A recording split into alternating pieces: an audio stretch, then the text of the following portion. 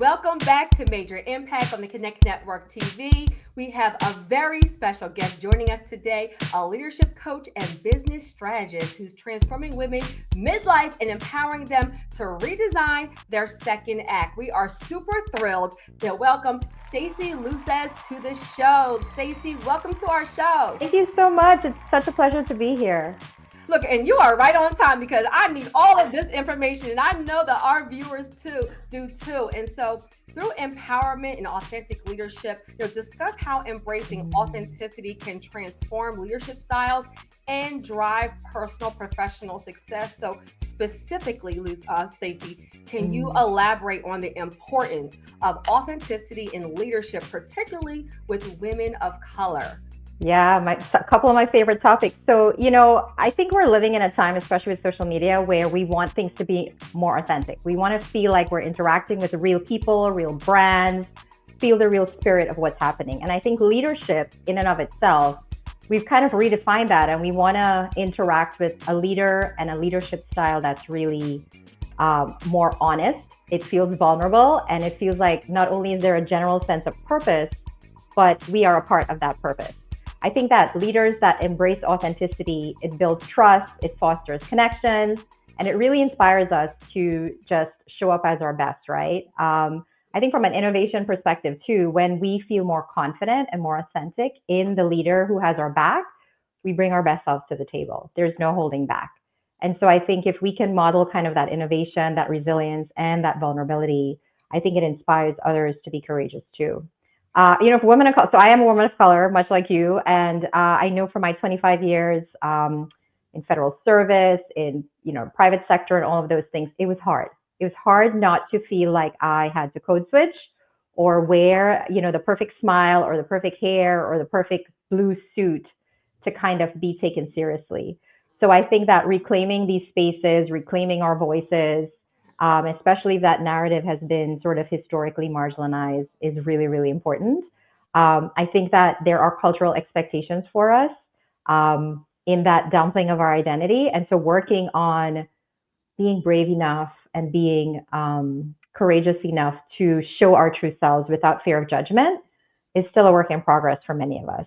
The executives that I work with, you'd be surprised. They are lawyers, doctors, psychologists, all struggling with the same thing. I think sometimes there's a stereotypical view of a person, and we also have to, overcome those too. And of course, lack of representation. I feel like the first news anchor that I saw who looked like me, I was in shock. I think I was about 11, and for the longest time, I wanted to be a news anchor. But, that creates spaces of belonging. So I think it's important that we are able to do that and contribute in a higher way to society and our organizations. So thank you so much for that information. It's very, very timely. And there is a lot going on right now. We just kind of discussed about Trump and DEI and all of these new regulations going away. And so in your opinion, how do leaders kind of embrace this new culture where DEI is no longer a thing? It's so complex, right? And the bottom line is, I posted something on LinkedIn last night, actually, and I hesitated to post it. And I wrote in my post that I hesitated, and that is what chilled me. Like, that felt really cold, and that felt scary, that I was hesitating to post something about something so important to me. And so I think these policy changes really signal a challenge to the principles of authenticity and belonging.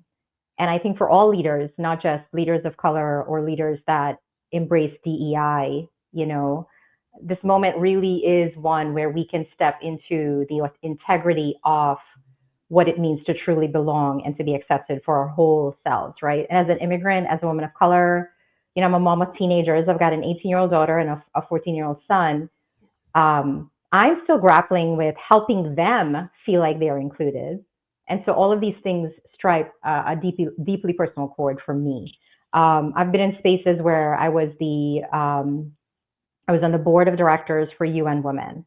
I led a federal emergency resource group, a FERG, at the Department of Homeland Security. We had about 1,200 members from across the country.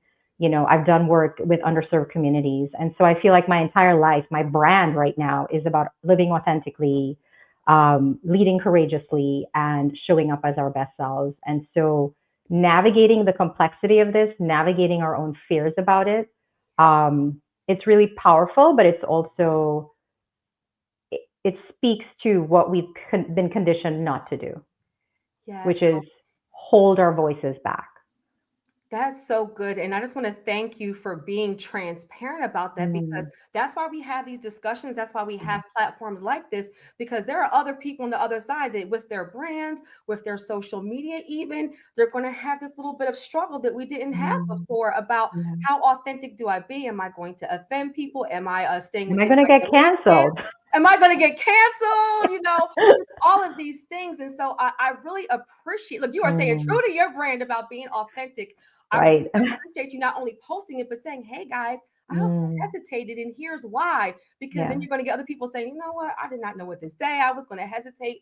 You just even help you helped me. So I thank you for that. And so, and complex is the word for this situation. And so Mm, let's switch gears, because you just talked about, your mhm. brand, but also the complexity being with your children and making sure Yeah. that they feel included. So that leads us to, overcoming burnout, especially as Mm, female founders and entrepreneurs. We wear so many hats: yeah. mom, wife, friend, auntie, and then forget trying to find our own me time, right? And so, how does your coaching approach help women leaders overcome burnout and reclaim their power?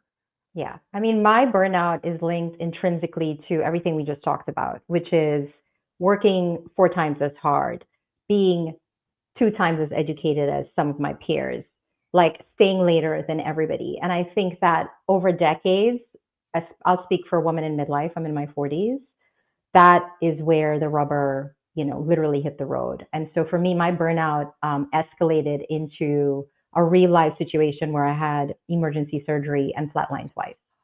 And so I literally had to die and come back to sort of get real with myself about what was necessary. That burnout isn't just this fancy word where you take a day off and you maybe go to the spa. It's more than exhaustion, right? It's a signal that your way of being and living, the very essence of you, is out of alignment. And Yes. so I think for women leaders, you know, also, in particular, women of color, juggling some of these high stake responsibilities the higher up we go, in addition to having kids, or even if you don't have kids, but also generationally, we really take care of our elders. And so this sandwich generation, Rob, comes into play.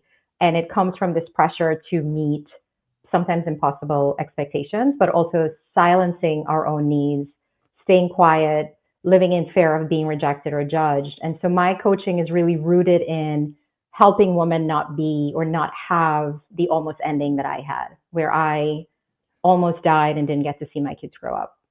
And so part of my coaching has a real urgency around it, right? And I think women come to me when they are at a boiling point.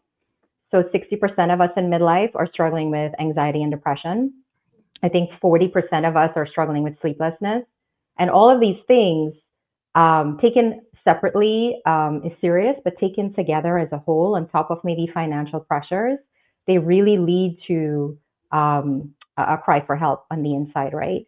So, a couple of things that we talk about: how to rediscover and sort of live your authentic kind of life, right? How to reconnect with your true self, how to uncover your core values. What does it mean to let go of all of the shoulds, right, that are imposed on others? Reclaiming your boundaries. I don't know about you, but I have a hard time saying no to anybody that looks and smells like they need help. Yes. Um, and so really kind of recapturing who's in my relationship circle. What do my networks look like? What do I need in terms of like financial boundaries, right? Because a lot of us want to help everybody that comes to our door. And the other big one is, and this is the one that changed my life, was redefining what success meant. It wasn't the big title. It wasn't the high six-figure salary. It wasn't the like federal job where I could have easily stayed for 20 more years. It really was recreating a version of success for me that integrated all the parts of my life. And that's what I really help leaders, but specifically women, and more specifically women of color, do. So you said so much right there. And let me just tell you, I'm like, does she know me? Because I have issues with sleeping at night. Like we do so Yeah, much, yeah, right? yeah. And so one thing that you said that really Mm, scored with me and probably so many of our viewers is urgency. Like yeah, stop ignoring these things. And then here you saw a problem, you put together a solution with, with your coaching. And yeah. I really, really appreciate that. And so let's talk a little bit about, this fabulous community, right? The power of community. And so can Mm. you share, the inspiration behind your podcast, Beyond the Quo? What can listeners expect to gain from tuning in? Yeah, there's this little story. If and I'll just ask you the question: if you had to have major surgery, and I said, "Hey, I've got a surgeon who's rated a 5 out of 10," would you go to that surgeon? No. If you wanted to impress somebody at a beautiful restaurant for their like milestone birthday, and I said, "Hey, this restaurant's chill. It's rated a 5 out of 10," would you go? No, I want a 10 or a 9 at least, right? Like, But here's the thing: many of us are living a status quo life. that's so good. Yeah. So we are living at a 5 out of 10. We can't even fathom what it takes to get to an 8 or a 9. Right. And so Beyond the Quo really is about pushing beyond our own version of what's my boundary, what's beyond this skin I'm in, what's beyond this body size that I have that isn't perfect and Instagram worthy, what's beyond this relationship that I've been in that's not fulfilling me, what's beyond the status quo. And so I dropped status and just said quote to make it cool. But it really, it really, We love it. it really taps into raw and honest conversations with humans that are living beyond the quote. Like me, I feel like I stepped out of everything that felt comfortable, but for me, it took a big, jarring medical issue.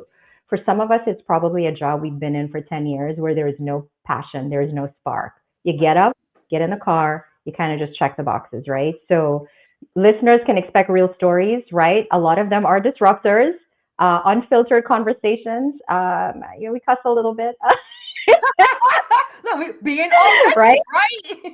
But at the end of it, I want people to really walk away with true real life stories, but also strategies are important to me. Yes. Here are some basic things you can do, and none of it. Some of it is astronomically it'll take a couple of years to truly transform, but most of it are one or two tiny little millimeter shifts that you can take for immediate kind of living outside the quote. So I love it. Tune in, follow me. It's a great deal. I love it. So thank you so much. So there's something else, like you have so much to share. And so you have a membership, real quick. Mm-hmm. What are the unique benefits of the Living Mm, Beyond Movement membership? Now, what does that offer women seeking support? Look, support is so important, especially when we talk yeah. about burnout. So, what benefits does that offer to women seeking support and empowerment? As I moved up in my career, I felt lonelier and lonelier.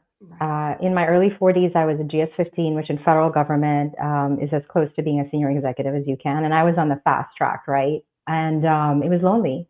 My peers were oftentimes 15, 20 years ahead of me. Mhm. I felt boxed in.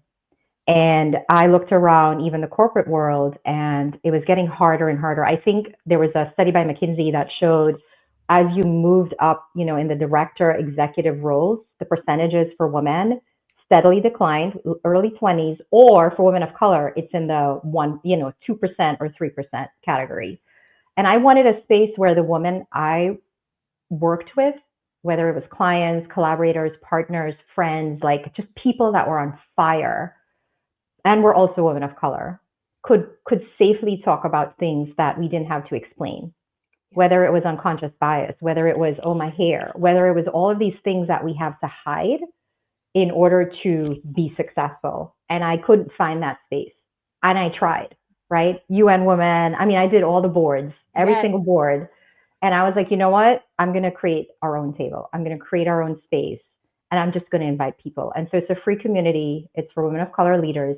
And I will say that it's not a leadership in title, Yeah. like the title of leadership. You can lead from where you are. It's Yeah. about reclaiming your inner power, your purpose. It's about embracing authentic leadership.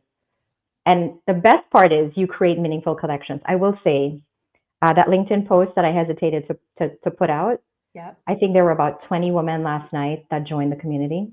Yeah. People are sharing it. People are standing in solidarity. And so as scared as I was to kind of post that, and scared is the right word. I'm not going to sit here and be like, oh, like, oh my God, it's my moment to shine. Your voice is shaking and you're doing it anyway. Right.